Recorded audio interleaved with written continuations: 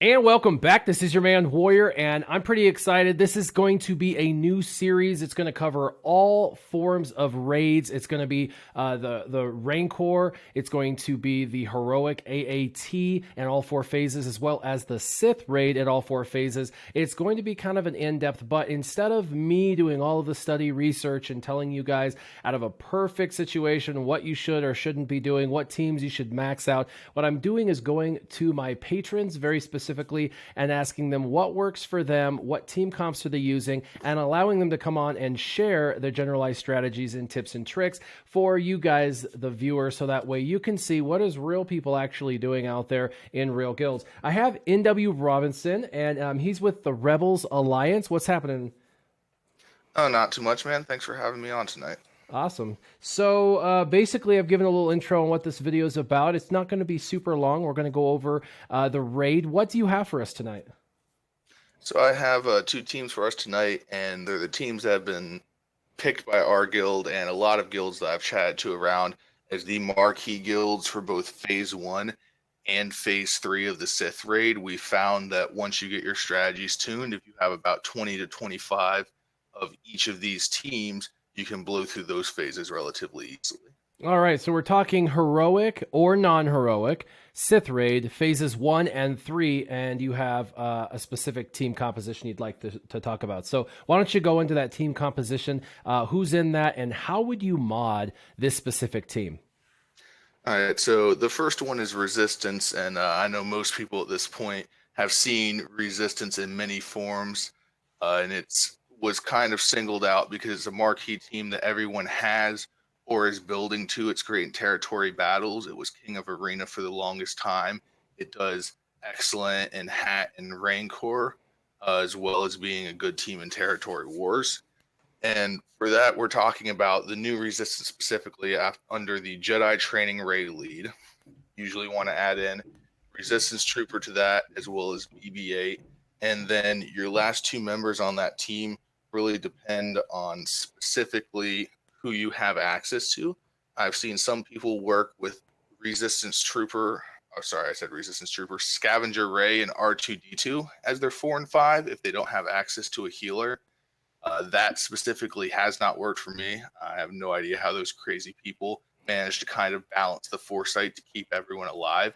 I specifically use R2-D2 and then Hoda, who is the Hermit Yoda, to kind of be a healer on my team that also gives me the damage output of calling everyone to assist. And then the best form of the team that I've seen for the people who invested the money in Visas overall would be Visas and Scavenger Rey as their 4 and 5 slot. Visas and Scavenger Rey, cool. So the team, the video that we're going to see, what specific 5 are you using in this video? Specifically for this video, I'm using Jedi Training Rey, R2-D2, BB-8, Hermit Yoda, and then for the 5th slot, I played around with Scavenger Rey for a while, but ended up settling on Resistance Trooper being the best one in that spot. Awesome. So we're going to go into that in just a second. Quick question. I know a lot of people are going to say, I don't have Jedi Training Rey. What the hey? Well, we all know everybody should be shooting for that, right? So this is kind of a goal video to kind of shoot for something. And so that's why we're specifically talking about this potential team. But what if somebody doesn't have Yoda? Like that one's even farther out of reach for a lot of people. What would you plug in that 5th spot for you if you didn't have Hermit Yoda? If I didn't have Hermit Yoda, personally, Yeah. I would take the time that I haven't spent so far and learn how to use the Jedi Training Rey, R2-D2, BB-8, Resistance Trooper, Scavenger Rey team. That from what I've seen is much more difficult to play correctly, but you're essentially using Jedi Training Rey's call to assist and R2-D2's smoke screen to give the proper characters foresight and use that to keep them alive through the AoEs and attacks of Nihilus, despite the fact that you have no way to heal your twos in between, and then just naturally gaining their life back through life drain on their attacks. Very cool. All right, so first let's go into how would you mod these specific characters. Start with Jedi Training Rey and kind of work through the team, talking generalized basic mods that anybody can get their hands on. How would you set them up? Jedi Training Rey is going to be the most all-around character on your team, and by that I mean that she is happy with as much speed as she can give you. but she also wants to be hitting extremely hard. So you want to find this balance of, okay, I'm going to give you the best quality speed mods that still have critical chance, critical damage, and offense secondaries. BB-8 is going to just be the best speed mods that you can find. I believe my BB-8 is currently at 306 speed, which has worked out extremely nice for me, but is by no means necessary, because I understand that's a speed total that a lot of players who don't have time to farm mods regularly can't get to very easily. Yeah, I have to say my BB-8's right now, sadly, about 260. I know that's atrocious, but that's probably more realistic for a lot of the other people out there. And how about the others? R2D2 can really just be a mix, doesn't need to be optimized for any one thing. Of course, speed helps a lot, but he doesn't need to be anywhere near as fast as BB-8. Resistance Trooper, we played around with a lot of different builds, including one that maxes offense as much as possible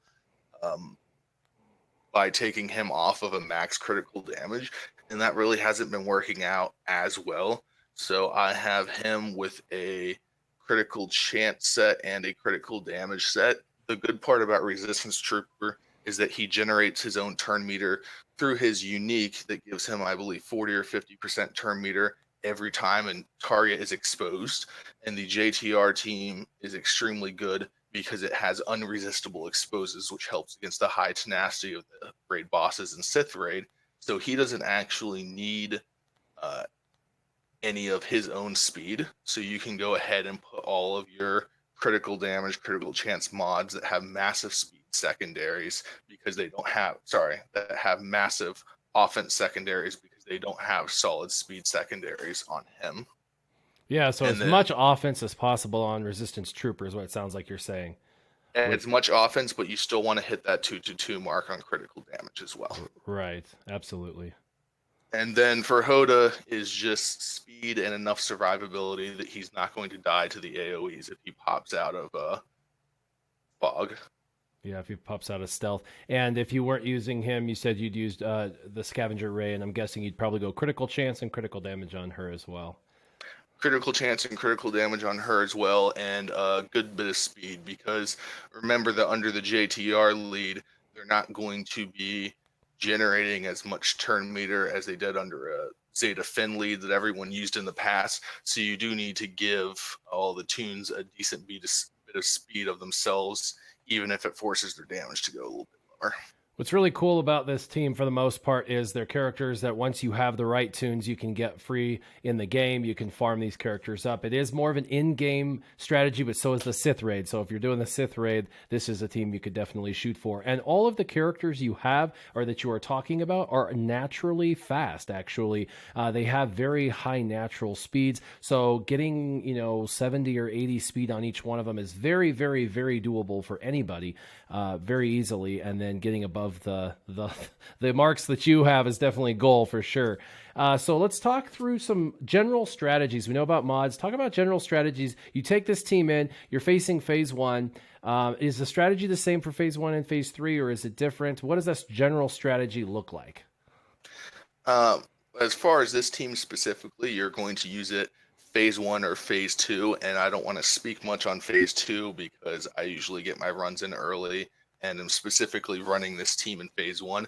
Phase 3, this team gets pretty difficult. You really just don't have the sustain to work through the damage that Trey is doing over time, because this isn't one of those teams that can jump in and get a fast few million like the team that we'll talk about later. It really gets its damage through sustainability and grinding out the raid all the way to enrage. So basically what you want to do is BB-8 does what BB-8 does pretty much in every team he's in. He's going to sit there and wobble around, pass around secret intel, and try to pop off illuminated destinies as quickly and as often as possible. Jedi Training Rey, there's a little bit of play as far as when you want to use her mind trick, because you want to make sure that it's removing the turn meter from Darth Nihilus to let your run go as long as possible. Now, some people say that you specifically will not use mind trick unless Nihilus is over 35% turn meter.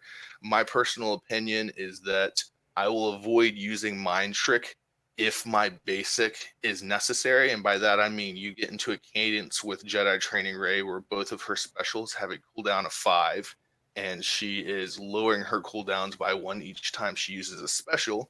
So every cycle, she's going to need to use one special and then the other special, and then a single basic to go ahead and reduce the cooldowns back to 0 on her specials and start going through again. But you kind of want to just chain that together, trying to save Mind Trick if possible until Nihilus is at 35% turn meter so that you're taking advantage of the turn meter removal off of that. And then using the call to assist in comps that have a healer, almost specifically to call in BB-8 to assist. Very cool. And because BB-8, then if he has his rolls with the punches Zeta, will call in another random ally to assist. One thing to be careful about with that, though, is that the assist that she calls counts as basic attacks. Darth Nihilus, one of his abilities is that he gives people who basic attack him a debuff that he can then use to reduce his cooldowns if Drain Force is up. So that's something that you have to be aware of. Which is definitely why you need a cleanser in phase 1 for sure.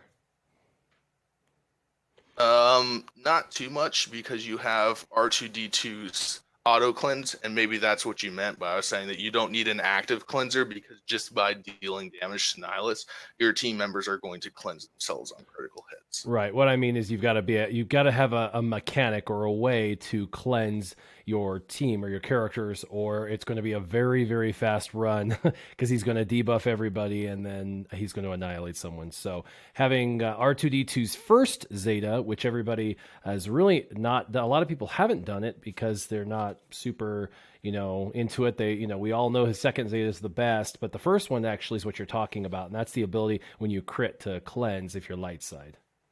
Oh, absolutely. And that's extremely important if you do not have Visas, who is, of course, just built for phase 1, because not only does she assist against Sith, she heals your individuals, and she cleanses them whenever she assists as well.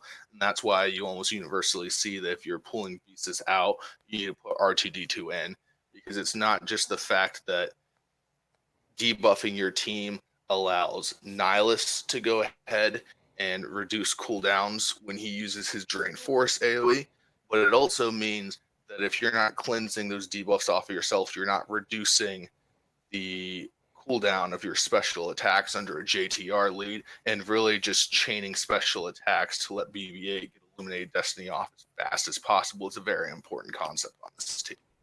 Very cool. So it sounds like it's a pretty good team. A lot of really great footage. I appreciate that. Any last going tips or tricks that anybody who's running this that you would give them if it was someone in your guild and you were trying to get them for the first time to really just be able to dig in with this team and get a good first score? Yeah, the two biggest things I've found out is that I personally have struggled to activate the defensive raid ability as often as I need to. I'll spend a lot of time going, well, maybe he won't take a third action this turn, and I won't need to be prepared for an annihilate, and then he go ahead and does, and I have to skunk a run. And really, I spent a half hour to an hour getting a decent run on the first couple of heroic assists that we did, almost specifically because of that. The other thing is with R2-D2, you're going to get yourself into a habit of just smokescreen targeting JTR because she's your big tanky character that can go ahead and take all of those hits. But you have to notice in the late game, sometimes your JTR can get pretty low. And I personally don't mind targeting BB-8 with that, because then if they get the second hit and actually hit him, he's going to go ahead and counter and call someone into assist just to get a little bit more damage. Resistance Trooper in here is just popping off his special as often as possible. And initially, I thought it would be a good idea to go ahead and use the defensive ability on him to help deal with the annihilates, but he's really, really your worst target for that. In fact, I would rather, moving forward, be using that in JTR as often as possible and just keeping Resistance Trooper up to spam that special ability, get that damage, and keep the cooldowns going down on BB-8. And what you're talking about is the end game shield that you can use. That's an ability you earn that allows for you to be invincible, right? Is that what you're talking about? Don't use that on Resistance Trooper. Right, don't use that on a Resistance Trooper. Honestly, I would rather use that on BB-8 than Resistance Trooper, but definitely JTR is a good target for that, and if you get that on Hermit Yoda, or you get that on R2-D2, you're going to have a good time. Oh, yeah. Hermit Yoda is definitely somebody that everybody should be looking forward to getting and unlocking. I know it's going to take some time. I went with the Wampa first, and now I'm working on Hermit Yoda, but I really appreciate you coming on, NW Robinson, and giving us this rundown of this team. Thank you for the footage. I appreciate it. We're going to have a lot of extra videos like this coming out down the road where people are going to do different runs with different teams in different phases of different raids, and they're going to be videos from the players for the players. It's really pretty exciting. As always, make sure that you guys go and check out the channel, check out all the other video content that I have. Again, thank you for being on, and keep your gaming on. Warrior, out.